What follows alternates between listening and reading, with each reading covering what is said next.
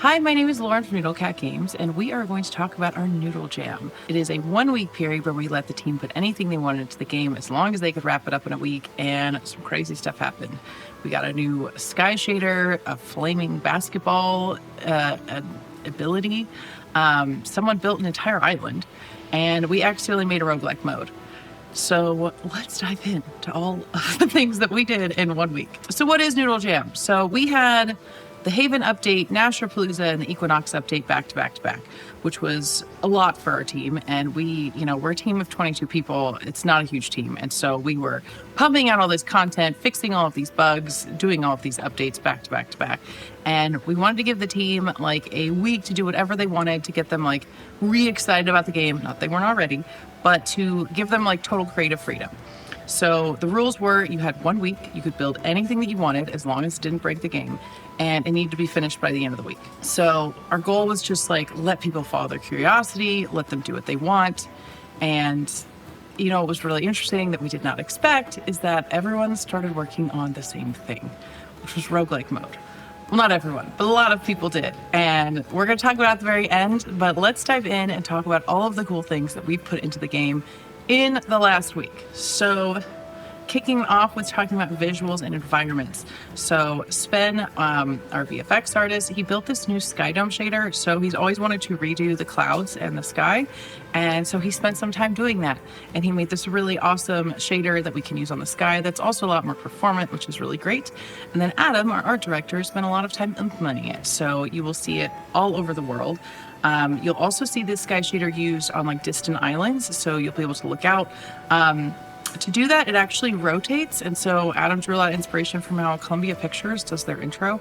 But you'll see that off in the distance on islands. They look amazing now. He also used it for the Owl Mountains to paint at the bottom of Arcadia and used it as a new backdrop for Greenfort as well. And it looks amazing. Also during this, if we're talking about more visual upgrades, Kevin built some new shop stands.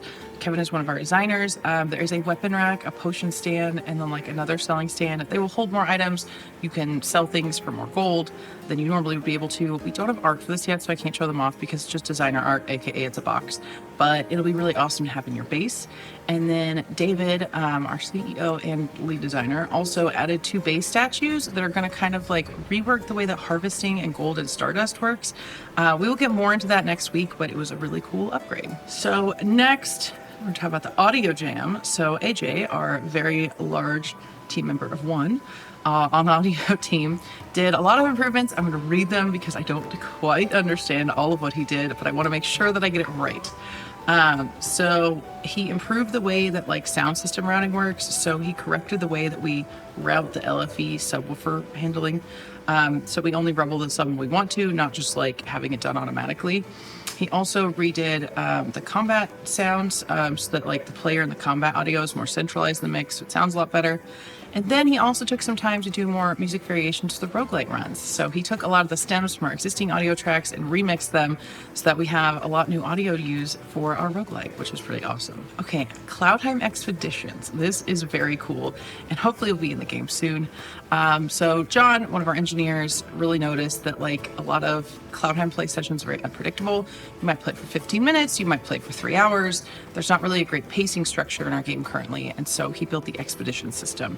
And so you will see it on your like escape menu. You just click expeditions. Random quests will appear in there, and you will complete them during gameplay. And then you can go to a Sylph statue and turn them in for adventure rewards, and you'll get new quests to complete. It's kind of like, imagine like a daily system or something like that, except like they're not timed per day like in a lot of games. And the goal is to like get you to try new weapons, engage with the mastery system, and also to like guide players towards new content they might not know about. We have a lot of future ideas for this system because we really like it, so please let us know what you think about it, because I personally think it would be really awesome just to like add another layer of depth of content. So please let us know what you think, because there are some future plans that we could put effort into that would, expand that system that I think would be really nice. All right, on to combat. So Jamie, our animator, kept getting sent videos like this one here from his kids. Hey guys, does anyone have notes for the origin?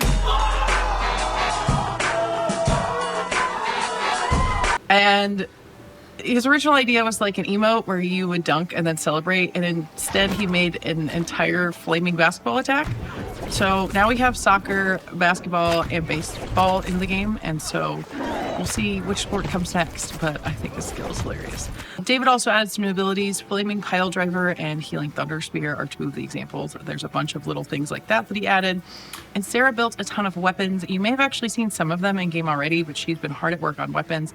We would actually love to have a design your own weapon contest where you can draw a weapon, and so let us know what you think. We would love to implement that and get that started for players and let everybody vote on a weapon. So let us know what you think if you would want to vote on a fan-made weapon to put in the game. Okay, the character face shading. So Helen is our character artist, and she's incredibly talented. And she's been really bothered by the fact that shading doesn't work properly on characters' faces because we use shell shading in our game. And it depends on surface angles, and the characters have really complex faces, and so a lot of the animations make weird shadows. And so sometimes, for example, they'd have odd cheekbones and stuff. And so she built an entirely new shading pipeline and did all the documentation for it and wrote a script tool to automate the process. So it creates a smoother version of the face and then casts the shadows onto that smoother version and then applies it back to the real model. It's very technical. She wrote a huge documentation page on it and did an entire script to automate it for the team, which I just think is awesome. But this is a really good example of do you want to fix something in the 1 week that bothers you? Do it. And she did. And I think it's really neat that she was able to do all that in 1 week. Speaking of doing things just in 1 week, Ian, one of our designers, built an entire new island similar to the size of Merkstorm, maybe a little smaller. It's swamp themed, and it is so spooky and cool. Here's some shots of it. I think it looks amazing. We're not really sure where this is going to fall in the flow of the game, but it's looking like right now it may be one of the eggs in the vaults. But it's full of puzzles and secrets, and he made new puzzles just for this island, like bomb beetle nests and orb puzzles that may wind up in other islands as well, and even did an early boss prototype on this island. I think it is so cool that he did all of this in 1 week, and it looks beautiful. Adam took a pass at doing all the lighting, which makes it extra spooky and amazing. And to be clear, we did not expect someone to build an entire island in a week. So this was really unexpected, which is why we're not really sure where it's going to go. Okay, the moment you've been waiting for, the biggest part of our jam project, codenamed Nord, the roguelike mode. So a lot of team members have been kicking around the idea of a roguelike mode in Cloudheim for forever, but we've just never had time to work on it. There's so many things we want to put in the game and things we want to progress towards 1.0, but this week was the perfect week to do it. And so we had a lot of team members that were working on it, a couple engineers, Alex, Michael, and John, and then David doing some design and Adam doing some artwork. This is the caveat of we said everything should be done in a week and this isn't done in a week, but it's so much fun that we're going to put in a little more effort towards it. So please let us know if you are excited to play the Cloudheim roguelike mode, because I am having so much fun in it already. So the way that we're doing it is it starts with the hub in the middle, and everything exists physically in the world. So you have the multiplayer statue and the wardrobe and a collection statue and a training dojo to test out your stuff and a difficulty totem. Something very important to add also is that Adam took the statue there and gave him a mustache, which I feel is extremely important to highlight that he now has a mustache. You may remember this as being a very old tutorial room that has been reconfigured. So this isn't really a new room necessarily. It is one that we used to have way back in the old tutorial. I want to say around Next Fest, maybe even earlier. So we also have, all right, so as part of this, so you've got this hub that you start out in, and then you have the origin system, which is where you pick an origin, which is a starting loadout. And you'll unlock more throughout as you play throughout it. But right now we have some 4 starters, and that is what your starting class will be at, and your starting loadout will be at when you start the roguelike. So we've added in some new systems to this. So difficulty obviously will ramp up during the run. We've we've changed how enemy pathfinding works. So instead of everybody swarming to you on the same paths, the game will now calculate if there are too many, and they'll move them different ways. There's a very technical explanation on how this works, and if you would like to know more, please ask. But it will help a little bit with performance, a little bit with making enemies run towards you a little differently. The enemies will kind of spread out more and surround you, and so it makes the fighting extra chaotic, which is great. So you get upgrades during the run. Not only will you get upgrades from loot chests and other stuff, but there are also 15 new totems, and the totems have big upgrades depending on the size of the totem, obviously. So you get damage boosts, loot boosts, level boosts, mobility upgrades, tons of different stuff. You get ridiculous ones like giant jumps and a fireball plunge attack. And we've also expanded the chest loot.